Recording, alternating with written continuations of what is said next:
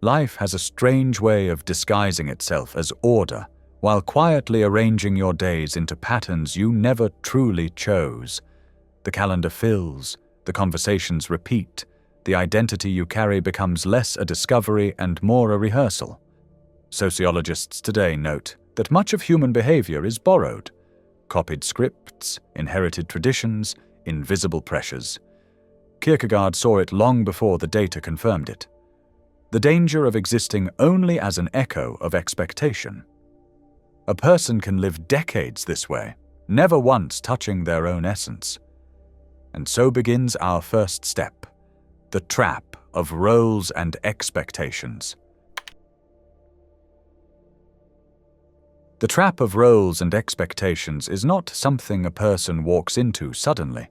It is sewn into them quietly, thread by thread, until the garment feels like skin. From the earliest years, identities are spoken over us. Be the good child, the diligent student, the dependable worker, the agreeable partner. Each role carries with it an invisible contract. To comply is to belong. To resist is to risk exile. And so the mask is worn long before the wearer ever notices its weight. Kierkegaard wrote of this danger with a kind of prophetic severity, for he knew that when existence is reduced to performance, individuality is the first casualty. Modern psychology confirms what he intuited in the 19th century. Studies on social conformity reveal how easily human beings bend under the gaze of the group. Solomon Asch's classic experiments showed that even when the truth was visible before their eyes, most people conformed to an obviously false majority rather than risk standing apart. The need for acceptance, rooted in the brain's social circuitry, often outweighs the evidence of one's own perception. Neuroscientists have noted that social rejection activates the same neural pathways as physical pain. To be excluded is not simply unpleasant, it wounds. Thus, the weight of expectation is felt not as an idea, but as an ache in the body itself. Over time, the roles calcify. The dutiful son who never questioned his obligations becomes the man who no longer remembers what he once desired. The reliable employee, praised for stability, forgets that stability is not the same as fulfillment. The partner who strives to embody the image of the perfect companion discovers that perfection is a prison, not a promise. What began as adaptation becomes estrangement. One lives not from the center, but from the surface, repeating lines written by others. Kierkegaard feared that such existence, though it may appear orderly, is a profound form of despair, the quiet suffocation of a self that was never allowed to breathe. And in this despair, the individual begins to confuse the mask with the face. He forgets the possibility that life could be otherwise. But the mask is not only imposed, it is maintained by something deeper. Fear. The fear that if one abandons the roles, there will be nothing to stand upon. Here lies the second snare Kierkegaard described, the hesitation before true choice, the trembling that comes when a person realizes freedom is both a gift and a burden. And so we move toward the next question. What does it mean to live not under expectations, but under the weight of one's own decisions, the fear of making your own choices? If this content is resonating with you, consider subscribing. I make videos that help you see the world and yourself more clearly. Thank you. Fear of making one's own choices is not a modern invention. It is an old paralysis dressed in new clothes. Kierkegaard saw that freedom terrifies as much as it liberates. To choose is to step into uncertainty, to stand without the scaffolding of tradition, approval, or inherited scripts. It is far easier, he argued, to let the world decide in your place, to drift along the current of expectations and call it destiny.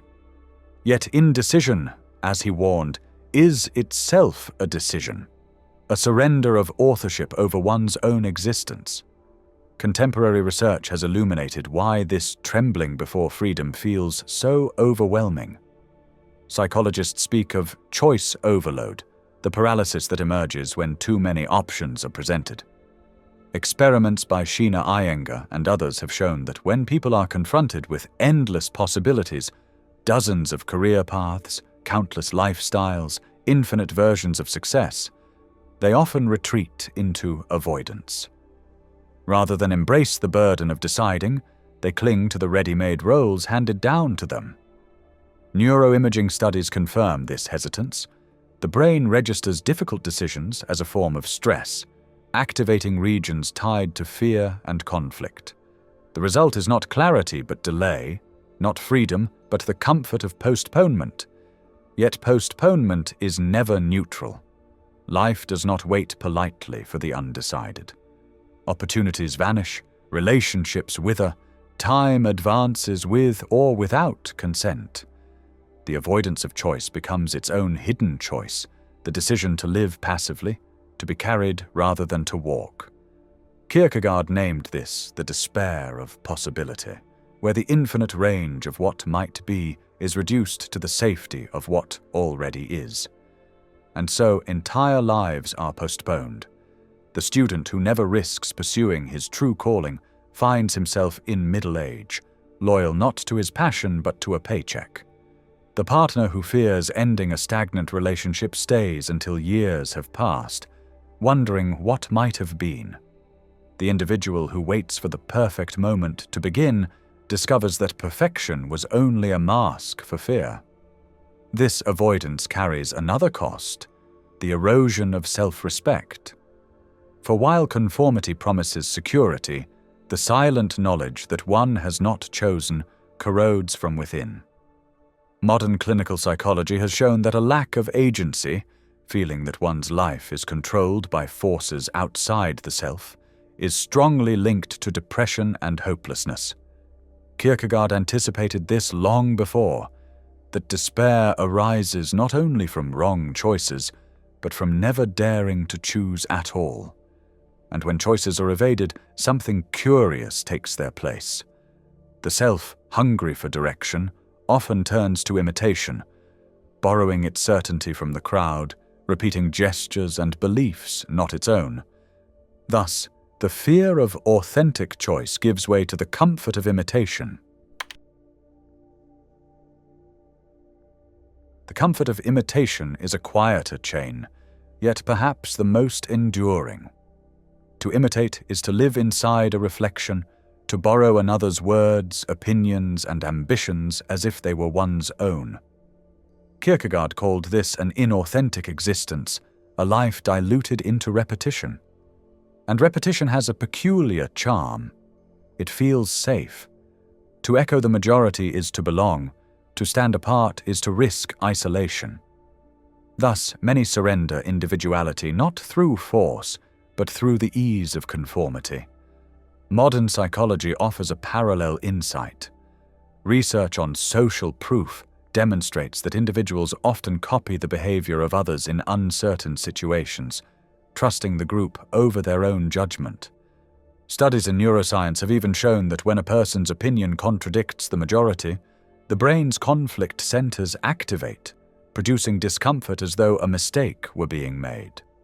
In this way, imitation does not simply soothe the social fear of exclusion, it rewires the very perception of truth. To agree with the crowd feels correct, even when it is not. This tendency extends beyond trivial matters. Careers are chosen because they resemble success in the eyes of others. Opinions are repeated not from reflection but from exposure, as algorithms feed back the very thoughts that are most common. Even dreams are borrowed. The house, the car, the image of stability. Life becomes a collage assembled from what is already familiar, leaving little room for the raw strangeness of one's own desire. And yet, beneath imitation lies a hidden hunger. For to copy is also to avoid the anguish of creation. Kierkegaard wrote that to live authentically is to bear the burden of being an individual, and many find that weight unbearable. Imitation shields them from the trembling uncertainty of originality. But the price is steep. A person may feel accepted, but what is accepted is not them, only their mask. Sociologists warn of a phenomenon they call normative conformity, the tendency to agree with the group even when privately disagreeing. Over time, the distance between the private and the public self becomes a wound. The self weakens when it ceases to be consulted. Kierkegaard called this despair, not a visible tragedy, but the invisible erosion of a life unlived. Yet there is another possibility hidden within this despair. For Kierkegaard, despair could serve as a summons, a call to step beyond imitation into something unrepeatable. But such a step is never gentle. To break with imitation is to risk uncertainty, to let go of the borrowed in order to face the unknown. And here we approach his most daring insight, that every authentic existence begins not in comfort, but in a leap into the unknown. The leap into the unknown is where Kierkegaard placed the threshold of authentic life. He called it a leap of faith, not because it is irrational, but because no calculation can eliminate uncertainty. To live authentically requires a surrender to risk. One does not know the outcome of leaving a familiar job, of ending a relationship that has grown silent, of beginning again with nothing but one's conviction. And yet, he argued, it is precisely in this trembling that true existence begins. Contemporary psychology provides an echo of this. Studies on resilience show that individuals who step into uncertainty, who expose themselves to new challenges and transitions, often emerge with greater adaptability and meaning than those who remain within rigid stability. Neuroscience adds further depth. The brain thrives on novelty. The release of dopamine, tied to curiosity and discovery, is strongest not when the outcome is certain, but when it hovers between risk and possibility. In other words, it is uncertainty itself that awakens vitality. What Kierkegaard described philosophically, modern science traces in the patterns of the nervous system. Yet the leap is not a single dramatic act. Often it is quieter, a decision made in solitude. It might look like choosing honesty in a conversation long avoided, or turning toward a vocation that promises no applause but carries the resonance of truth. These are not grand gestures, but they demand courage because they lack guarantees. Authenticity always carries this cost, to exchange borrowed certainty for lived uncertainty. The world often mistakes such choices for recklessness, but to Kierkegaard, the greater recklessness was to remain motionless, to live as an imitation until time itself withdraws the possibility of change. He believed that despair deepens when life is endlessly postponed, and that liberation begins only when one risks stepping forward without assurance. Perhaps this is why moments of genuine decision feel both terrifying and alive. They unsettle precisely because they reveal freedom. Freedom that cannot be deferred to others or disguised in roles. And though the leap may appear dangerous, the danger of never leaping is far greater, to die without ever having lived one's own life. If these reflections stir something within, let it not vanish into silence. Share your thoughts, your hesitations, even the leaps you have dared or still fear. For dialogue itself can be a kind of leap, an opening into what might be discovered together.